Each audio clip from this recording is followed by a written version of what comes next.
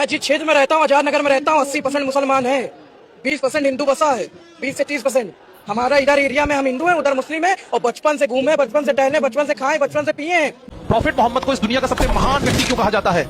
उस दुनिया में क्यों महान थे? आज उसके इतिहास को जान के आप शॉक हो जाएंगे। आज कुछ जाहिल अनपढ़ गंवार लोग इनके ऊपर उंगली उठाने लगे हैं क्योंकि इन्होंने कभी इतिहास को पढ़ा नहीं। आज जैसे हमें इनवाइट किया गया था मस्जिद परिचय के लिए, एक धारणा ऐसी थी कि मुझे देखना है एक बार, I want to see the mosque, but अब जो ये मेरे विजिट है वो मेरे बच्चों के लिए भी काम आने वाली है। यहाँ पे देखिए हिंदू है, यहाँ गली में सब मुस्लिम है। आप क्या हैं? हम मुस्लिम है। आप क्या हैं? हम भी मुस्लिम है। एक मिनट। हिंदू कहाँ हैं? हिंदू बगल में ही है। यहाँ पे मुस्लिम की आबादी ज्यादा है। आपके बारे में बोला गया कि आप हिंदू हैं, क्या नाम होगा? रिया गुप्ता। तो मैं कट्टर सनातनी मस्जिद में दफन होना क्यों चाहता है? ये मस्जिद से मुझे इतना प्यार मोहब्बत और इतना दिल से लगा हुआ है। मेरा मन की एक इच्छा आपको बोल रहा है, अगर मैं जिस दिन में मुझे मौत आएगा उस दिन हम सबको बोल के रखा है, भाई हमको जलाओ मत, हमारा जो शरीर है उसका मस्जिद के पीछे एक जगह है वहीं पे दफन कर दो। दुनिया की हर फिजा में उजाला है रसूल का, दुनिया की हर फिजा में उजाला है रसूल का, ये सारी कायनात है। तो दोस्तों एक बार आप लोगों का फिर से स्वागत है नए वीडियो में। तो आज का वीडियो उन अनभक्तों के लिए है जो अनभक्त हमारे देश में नफरत फैला रहे हैं जाति और धर्म के नाम पे। तो आज का वीडियो उन अनभक्तों के मुंह पे तमाचा नहीं गोबर है, गोबर। तो वीडियो को एंड तक जरूर देखना और अपनी राय कमेंट में जरूर लिखना। तो देखिए ये सर प्रॉफिट मोहम्मद सल्लल्लाहु अलैहि वसल्लम के बारे में क्या कह रहे हैं। प्रॉफिट मोहम्मद को इस दुनिया का सबसे महान व्यक्ति क्यों कहा जाता है? उस दुनिया में क्यों महान थे? आज उसके इतिहास को जान के आप शॉक हो जाएंगे। आज कुछ जाहिल अनपढ़ गंवार लोग इनके ऊपर उंगली उठाने लगे हैं क्योंकि इन्होंने कभी इतिहास को पढ़ा नहीं। बात तो सही है। जब प्रॉफिट मोहम्मद उनके कुछ फॉलोअर थे तो मक्का के कुछ लोगों ने सोचा इस्लाम को खत्म कर देंगे, मुसलमानों को मार देंगे, और बैटल ऑफ बद्र होता है, जंगे बद्र होती है। तो दोस्तों ये जंगे बद्र जो थी इस्लाम की सबसे बड़ी जंग थी और इसे प्रॉफिट मोहम्मद सल्लल्लाहु अलैहि वसल्लम ने जीत लिया था। प्रॉफिट मोहम्मद जीत जाते हैं, उसके बाद ये लोग फिर से अटैक करते हैं और उसके बाद सोचते हैं मुसलमानों को खत्म कर देंगे, लेकिन बैटल ऑफ उहद होती है, प्रॉफिट मोहम्मद उनके फॉलोअर फिर से जीत जाते हैं। फिर होता है battle of trench. Battle of trench गज़वाए खंदक को कहते हैं। खंदक इसलिए कहते हैं कि मदीना को सेव करने के लिए मुसलमानों ने खाई खोदी थी, इसको कहते हैं जंगे खंदक। और इस वॉर को भी प्रॉफिट मोहम्मद उनके फॉलोअर जीत जाते हैं। सोचो गिनती में थोड़े से मुसलमान थे लेकिन उनके पास पावर इतनी थी, प्रॉफिट मोहम्मद का जो मोटिवेशन था वो इतना तगड़ा था कि ये जो जितने भी कुफारे मक्का थे ये सब हार जाते हैं। और इसके बाद में इनके बीच में एक पीस डील साइन होती है। मक्का वाले कहते हैं कि हमारे और बीच में आपके समझौता होगा और अब से हम आपके ऊपर अटैक नहीं करेंगे। ठीक है। प्रॉफिट मोहम्मद अपने फॉलोअर्स को लेके बहुत लंबी हजारों की संख्या में फौज लेके पहुंच जाते हैं मक्का, जहां पे काबा है। और प्रॉफिट मोहम्मद जब वहां जाते हैं तो जितने भी कुफारे मक्का थे जिन्होंने प्रॉफिट मोहम्मद के खिलाफ जो है उंगली उठाई थी, मुसलमानों को मारने को सोचा था, ये सब भागने लगते हैं। बात तो सही है। वहीं पर प्रॉफिट मोहम्मद सबको मिलाते हैं एक जगह और कहते हैं मैंने आज तुम सबको माफ कर दिया। सोचो कोई अगर आपको जान से मारने की कोशिश करे, आपके लोगों को मारे, आपके घर में घुस के मारने की कोशिश करे, आपको कम से कम 100 बार से ज्यादा मारने की कोशिश करे, क्या आप उसको माफ करेंगे? तो दोस्तों ये थी क्वालिटी प्रॉफिट मोहम्मद सल्लल्लाहु अलैहि वसल्लम। अभी आगे भी सुनिए। प्रॉफिट मोहम्मद इतने महान थे, इन्होंने सबको माफ कर दिया। और आज 1450 साल बाद आज भी पूरा मक्का और पूरा अरब आप देख सकते हैं प्रॉफिट मोहम्मद के बताए रास्ते पर चलता है। क्यों? क्योंकि जब उनका आखिरी सेशन था हज में तो वो अराफात के मैदान में एक स्पीच देते हैं और वो कहते हैं कि इस दुनिया में जितने भी मर्द हैं और महिला हैं वो एक समान हैं, और जितने भी मर्द हैं वो महिलाओं पर जुल्म न करें। और प्रॉफिट मोहम्मद कहते हैं काला गोरा छोटा बड़ा सब एक समान हैं, अमीर को गरीबों की मदद करनी चाहिए। अगर आपका पड़ोसी भूखा सो रहा है तो आपको खाना खाना हराम है, आप उसको पूछिए। और आज हम देखते हैं कि पड़ोसी की पड़ोसी से नहीं बन रही है क्योंकि प्रॉफिट मोहम्मद को फॉलो नहीं करते हैं। ये दुनिया के सबसे महान लोगों में से हैं। क्यों? क्योंकि इन्होंने अहिंसा का रास्ता चुना। और इस वीडियो को शेयर करना ताकि लोग आज के बाद प्रॉफिट मोहम्मद के ऊपर उंगली ना उठा सके। तो इस पे आप लोग ये क्या राय है कमेंट करके जरूर बताना। अभी आगे हम देखेंगे ईद मिलाद के मौके पर मुसलमानों ने अपने हिंदू भाई बहनों को मस्जिद के अंदर बुलाया और मस्जिद को देखने के लिए कहा। उसके बाद सभी हिंदू भाई बहनों ने अपनी अपनी राय बताई और अपनी राय पेश की मस्जिद के बारे में। तो सुनिए क्या कहा। आज जैसे हमें इनवाइट किया गया था मस्जिद परिचय के लिए, एक धारणा ऐसी थी कि मुझे देखना है एक बार, I want to see the mosque, but अब जो ये मेरे विजिट है वो मेरे बच्चों के लिए भी काम आने वाली है क्योंकि एक धारणा चेंज हो जाएगी उससे।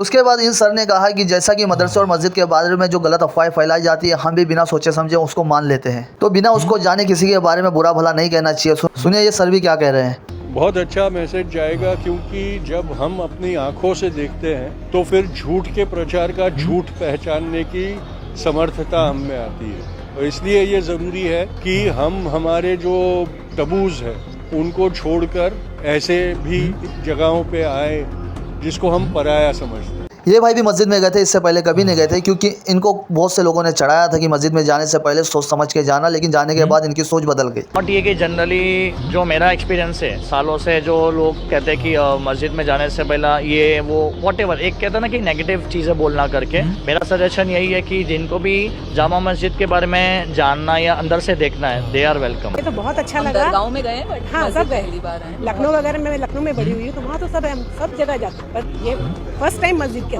अच्छा आप लोग ने पैगाम दिया जो हमारे मोहम्मद पैगम्बर जी का संदेश था कि हम सभी लोग भाईचारे से रहना चाहिए।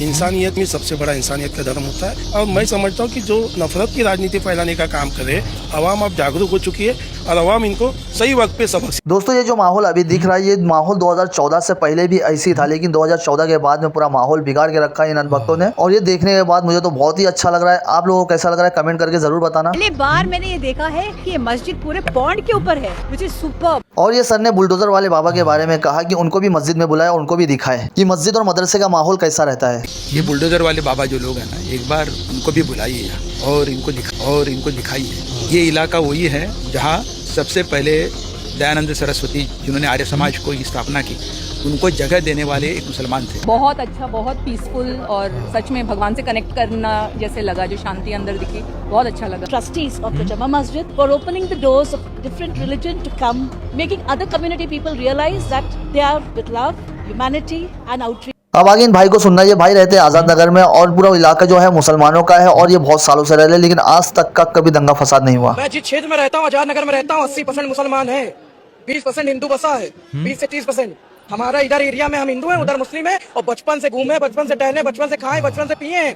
और दोस्तों मैं भी सच बता रहा हूँ कि मैं जहाँ पे रहता हूँ वहाँ पे 95% मुसलमान और 5% हिंदू है, लेकिन आज तक यहाँ पे भी दंगा फसाद नहीं हुआ। ऐसे ही टीका लगा के, ऐसे भगवा पहन के उनके घर में बैठे हैं, वो हमारे घर आए, आज तक नहीं होते तो उसके पहले कहा हम यहाँ आपको ऐसे बयान दे रहे होते, मारना दिए होते पहले हमको, या हम उनको मार दिए होते। नफरत खाली फैलाते, जैसे कांग्रेस आई मुसलमानों का फायदा उठाई, बीजेपी आई हिंदुओं का फायदा उठा रही है। क्या है कि 2014 पहले क्या हम हिंदू नहीं थे, हम भगवान नहीं डालते थे, हम टीका नहीं पहनते थे, क्या बीजेपी है तभी हम हिंदू हैं? क्या यूं तो जागना पड़ेगा, हमें एकता बनानी पड़ेगी, नफरत खत्म करना पड़ेगा सबसे पहले। देखिए दोस्तों ये बंगाल का वीडियो है, यहाँ पे सिर्फ 1% हिंदू है और 99% मुसलमान है, लेकिन हिंदू लोग को जरा भी यहाँ पे किसी से तकलीफ नहीं है। जब इस रिपोर्टर ने हिंदू बहन से पूछा कि आप लोगों को इन लोग के बीच में डर लगता है, तो वो बहन ने क्या कहा सुनिए। यहाँ पे देखिए हिंदू है, यहाँ गली में सब मुस्लिम है। आप क्या हैं?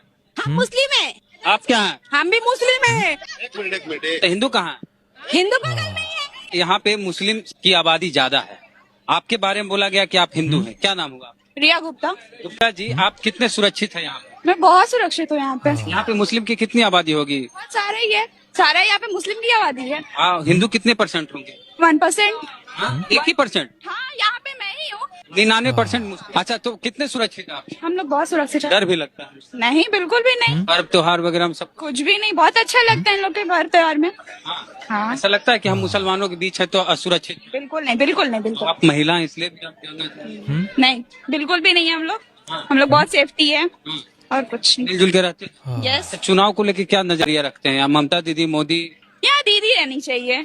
दीदी आती है, दीदी है एक, और कोई नहीं आए यहाँ। तो दोस्तों देखा आप लोगों ने, हर इंसान एक दूसरे के साथ मिलजुल के रहना चाहता है, लेकिन इन नेताओं ने पूरे देश को बर्बाद करके रखा है। तो देखिए भाई को ये कट्टर सनातनी, और इनका कहना है कि जब मैं मर जाऊँ तो मुझे मस्जिद के अंदर दफनाना। सुनिए, तो मैं कट्टर सनातनी मस्जिद में दफन होना क्यों चाहता है? ये मस्जिद से मुझे इतना प्यार मोहब्बत और इतना दिल से लगा हुआ है, मेरा मन की एक इच्छा आपको बोल रहा है, अगर मैं जिस दिन में मुझे मौत आएगा उस दिन हम सबको बोल के रखा है, भाई हमको जलाओ मत, हमारा जो शरीर है उसका मस्जिद के पीछे एक जगह है, वहीं पे दफन कर दो। ये मुझे मन की अंतिम इच्छा मरने के बाद। देखिए इसमें ना सनातनी की बात नहीं है, इसमें एक इंसान की बात बोल रहा मैं। सबसे पहले मैं इंसान हूँ, और इनका सबसे इंसान के सबसे बड़े जो प्रॉपर्टी है वो अपना दिल होता है, और वो दिल जो है वो मस्जिद से जुड़ा हुआ है। इसलिए एक इंसान एक मन की इच्छा की बात बोल रहा है। तो मस्जिद का चौकीदार मस्जिद में ही दफन होना चाहता है? बस यही मेन आपने अच्छा सवाल किया है, यही सही बात है। जब पैदा हुआ था यहीं से शुरू किया था जिंदगी, और जब मरेंगे यहीं पे खत्म करेगा अपना जिंदगी। तो इसका शुरुआत चौकीदार यहाँ पे आज चौकी दे रहा है, कल मर के कब्र में सो के चौकी देगा।